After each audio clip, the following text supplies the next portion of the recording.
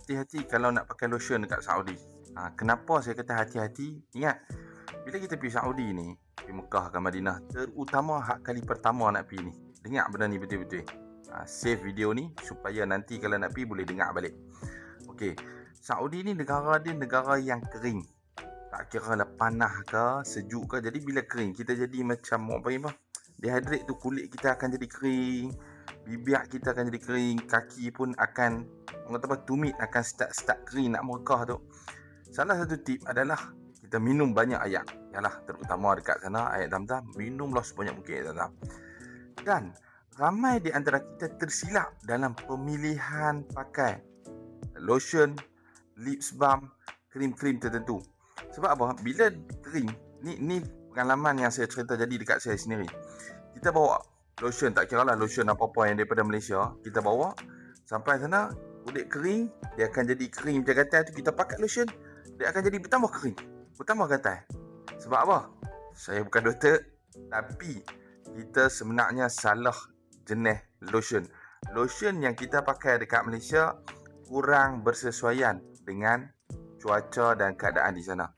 Saya nak share dua jenis lotion ni yang saya pernah pakai dekat sana, yang saya beli dekat farmasi sana, beli kat Nahdi, boleh cari. Dan dua-dua ni insya-Allah bagus. Yang ni salah satunya. Lama dah saya pakai ni. Lama dah. Lepas tu yang terbaru saya pakai yang ni. Yang ni saya pakai dia macam tak basi lah, macam herba sikit sebab dia untuk si keluarga, isteri, anak semua boleh pakai. Ni, beli dekat mana? Beli dekat Nahdi. Cari je kat farmasi.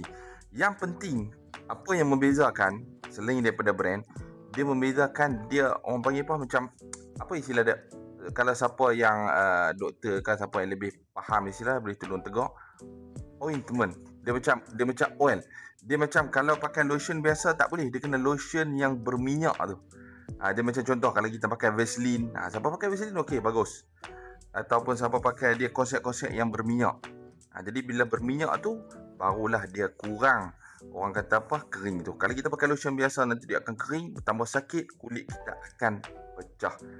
Jadi saya harap membantu sebagai peringatan. Walaupun benda ni basic, benda ni akan mengganggu duk jalan gatai badan sepanjang duk kat masjid Mekah ataupun Madinah. Jadi harap bantu. Jangan lupa minum juga banyak air untuk nak counter kita punya dehydrate tu. Jangan lupa like, komen dan share. Moga bermanfaat.